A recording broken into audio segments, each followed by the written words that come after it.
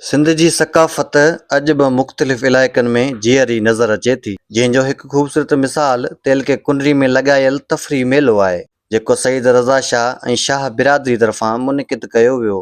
हिन रंगीन मेले में सिंध जे कुंड कुर्छ मां सिंगारियल घोड़ा पहुता, जिते सनसनीखेज़ मुक़ाबला ॾिसंदड़ खे मोहित करे छॾियो। घोड़नि जी डोड़ ऐं मुक़ाबला ॾिसण लाइ वॾे अंग में शौक़ीन मौजूद हुआ, जिन न सिर्फ़ मुक़ाबला ॾिठा पर घोड़े सवारनि खे ख़ूब दाद ॾींदे इनामनि सां पिणु नवाज़ियो।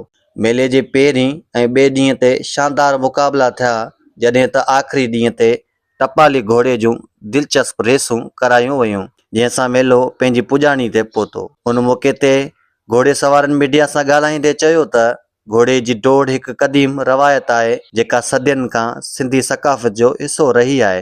हुननि चयो त कुझु वक़्तु अॻु हिन शौक़ सां लॻापियल माण्हू तमामु घटि रहिजी विया हुआ, पर हाणे ॿीहर हिन रांदि जो रुझान वधी रहियो आहे।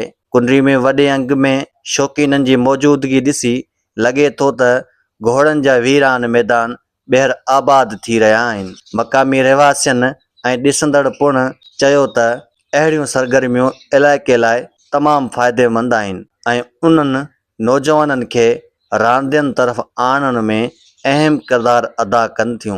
घोड़े सवारनि हुकूमत खां मुतालबो कयो त घोड़नि जे मुक़ाबले लाइ मुनासिब हिकमत अमली जोड़े वञे ऐं हिन शौक़ जी सरपरस्ती कई वञे, जीअं नौजवाननि में हिन रवायत खे ज़िंदा रखियो वञे। मेले जे मुंतज़म सईद रज़ा शाह मीडिया सां ॻाल्हाईंदे चयो त कुंडरी में पहिरियों भेरो अहिड़ो कामयाब इवेंट मुनक़िद कयो वियो आहे ऐं मुस्तक़बिल में हर साल सर्दी जी मौसम दौरान इन खां बि वधीक बहितर मुक़ाबला कराया वेंदा। हुन वधीक चयो त संदुनि मक़सद इलाइक़े जे माण्हुनि, ख़ासि करे नौजवाननि खे सेहतमंद सरगर्मियुनि ॾांहुं राग़िब करणु आहे। हुन कामयाब इवेंट में साथ ॾियण ते सभिनी ॾिसंदड़ ऐं शौक़ीननि जा थोरा पिणु मञिया।